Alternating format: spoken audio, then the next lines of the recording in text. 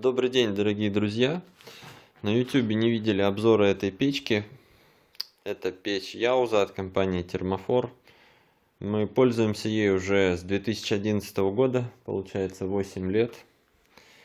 Даже уже больше, 8,5. И, собственно, сейчас мы собираемся ее заменить на другую. Но вот в последний день решили сделать небольшой обзор. Может быть, кому-то это будет полезно. Итак, печь Термофор, сверху чугунная плита, выход дымохода сзади, здесь есть патрубки для воздуховодов, также на печи сзади шибер поворотный, сейчас мы его откроем, сверху на чугунной плите вот такие вот кругляшочки. Тоже чугунные. По бокам у нас получается здесь защитные экраны для конвекции. То есть там у нас, если видно, вот там видно пол, да. Так, что еще здесь у нее есть? Для воздуха два канала. Сверху поступает на стекло и снизу. Снизу есть ниша для дров, достаточно вместительная. Так, ну вот таким образом она открывается. Поворачиваем ручку, открываем. Да, это 8 лет эксплуатации. Кирпичи шамотные, ну, треснули, в принципе, достаточно быстро, может быть, через полгода или через год. Ну, в принципе, это не мешает. Можно вот так вот сделать для красоты. Немножечко его туда подать вот так. И, в принципе, не так плохо выглядит. Так, ну, то есть топка выложена шамотом. Снизу здесь у нас колосниковая решетка. А здесь зольный ящик. Ну, такой средней вместительности. Так. Вот это у нас обзор по печке. Так, значит, и что еще? Дверца. В дверце проложен шнур по всему периметру. Вот, но, к сожалению, вот один из минусов этой печки за 8 лет эксплуатации, он, в принципе,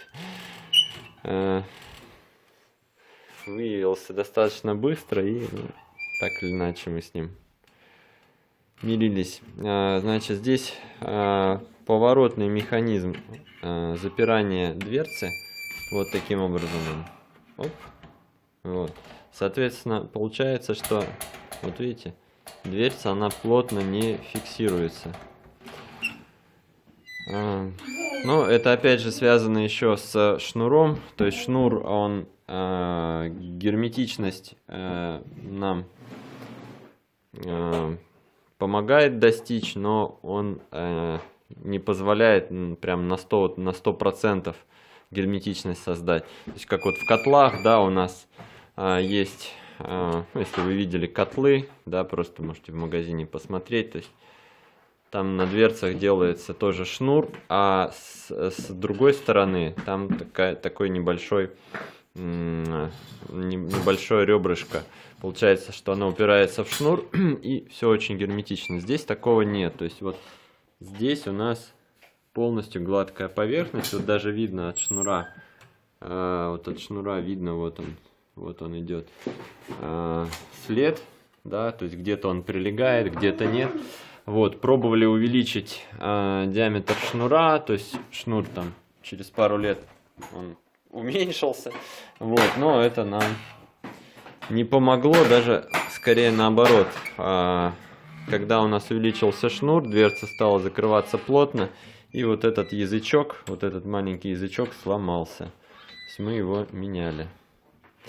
Вот, ну, сама ручка тоже, ее, конечно, можно подтянуть, но сама ее конструкция, она как-то вот там, через год, через два она разбалтывается, весь этот механизм, и видите.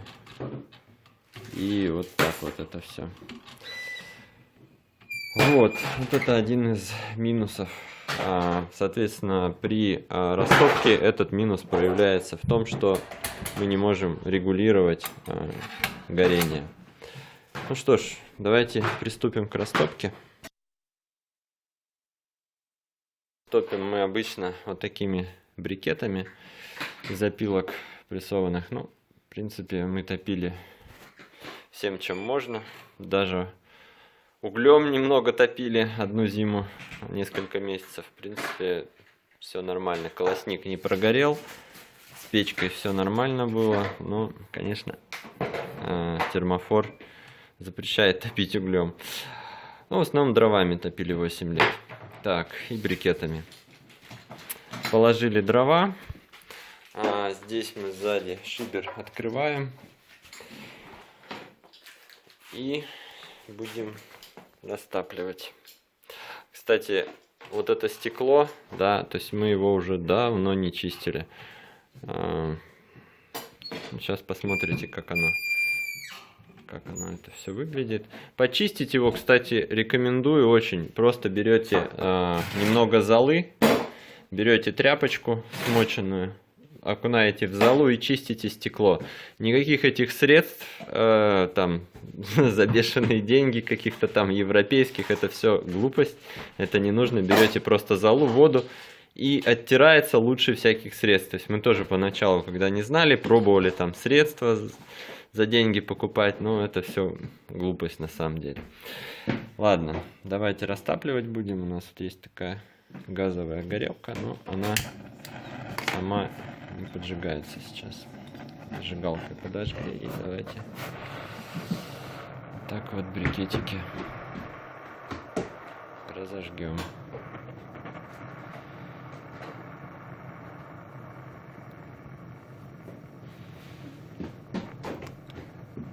Так. Процесс не быстрый, немножко ускорим.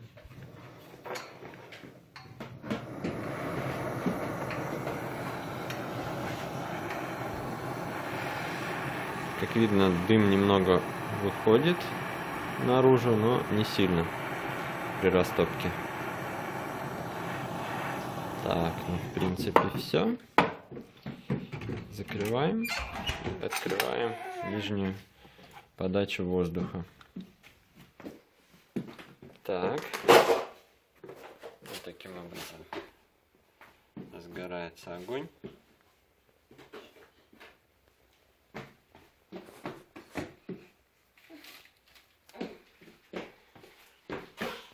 Итак, вот огонь немного разгорелся. И самое время теперь показать, как работает подача воздуха. Сейчас у нас нижняя подача. Давайте ее немного прикроем, посмотрим, что будет. Вот немного пламя поменьше стало, да? И давайте теперь, ну, еще не совсем разгорелось, еще немного разгорится. Еще немного разгорится.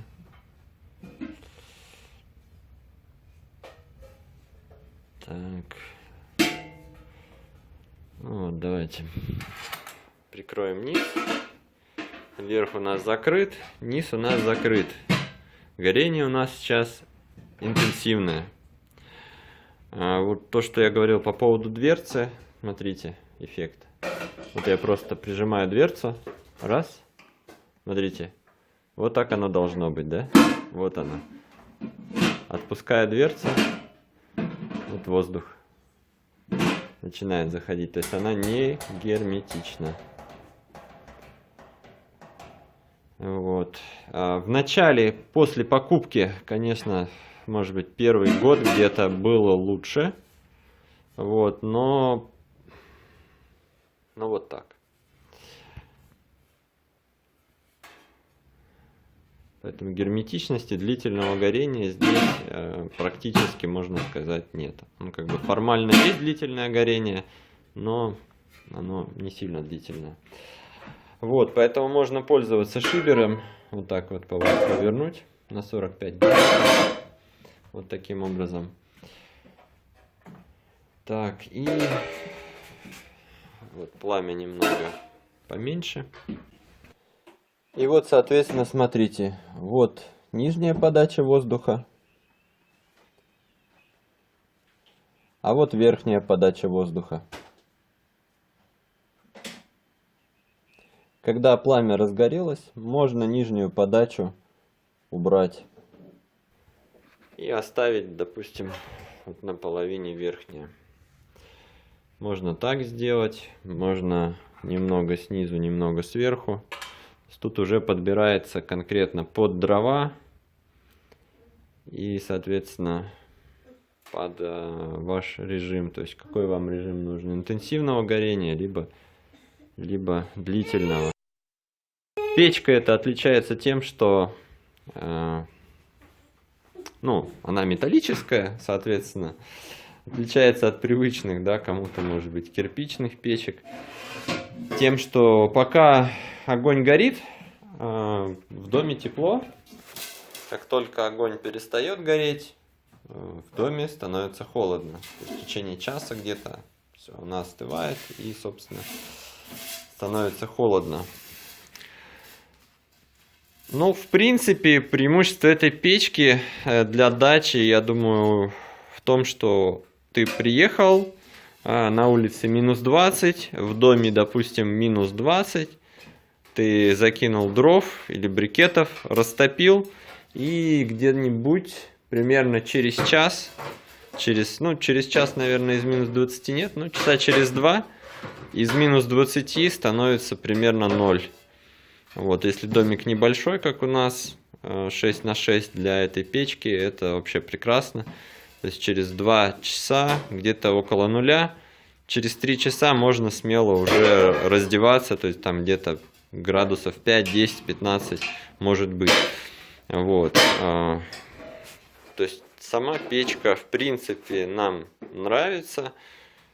Она достаточно неплохо выглядит, даже после 8 лет. Ну, естественно, тут можно было бы покрасить эту поверхность заново, да, пошкурить, покрасить чугунную поверхность. Ну, в принципе, в целом нам нравится и внешний вид, и ее качество, но единственная проблема — это вот отсутствие длительного горения, отсутствие герметичности. Ну и вообще, как повод, почему мы решили поменять печку, нам хотелось бы дымоход пустить сверху, то есть чтобы он был не сзади выходил от печки, а сверху, для экономии пространства. То есть то, как сейчас она стоит, немного тут криво, трубы тоже, это уже последствия демонтажа, но мы все-таки решили снять ролик на благо других пользователей. Небольшой такой обзор. Ну, вот таким образом горит пламя, таким образом горят брикеты. Давайте попробуем еще раз все убавить. Ну, вот это как бы должен был быть режим длительного горения. Но, как видите, здесь никакого длительного горения даже и нету. То есть все полыхает по той причине, что воздух попадает вот здесь, воздух попадает. Если мы вот так вот прикроем, напомню, что шибер закрыт. Если мы вот так вот прикроем, вот оно, какое-то длительное горение, да? Вот. То есть мы можем сверху открыть и вот здесь прикрыть. Вот получается очень красивое пламя, да? Получается, кислород идет сверху, и как раз это вот верхнее горение получается. Красивое пламя, даже несмотря на то, что у нас закопченное полностью стекло. Если стекло почистить, будет еще красивее. Ну, даже вот в таком режиме, да, было бы красиво, но, к сожалению, в связи с конструкцией самой дверки, самого вот этого вот механизма, так не получается. Ну, можно во время топки, в принципе, теоретически можно докладывать. Даже вот смотрите, я сейчас шибер прикрыт, я вот открываю, да, то есть горит она хорошо, пламя не выходит наружу, Вот, смотрите, оно ну, буквально чуть-чуть, если совсем немного, да? Ну, вот. Даже, в принципе, с закрытым шибером можно открыть и докинуть дров. Но в идеале, конечно, нужно открыть шибер на максимум. По-моему, там даже, не помню, рекомендовалось или нет открыть, но нужно немножко приоткрыть дверцу, подождать пару секунд и плавненько открывать ее. И вот таким образом уже видите, наружу ничего не идет. Жар большой, здесь прямо чувствуется брикет, прямо ух. Ну вот так вот.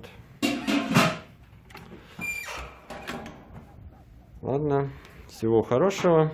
Желаю всем удачного выбора печи. Счастливо.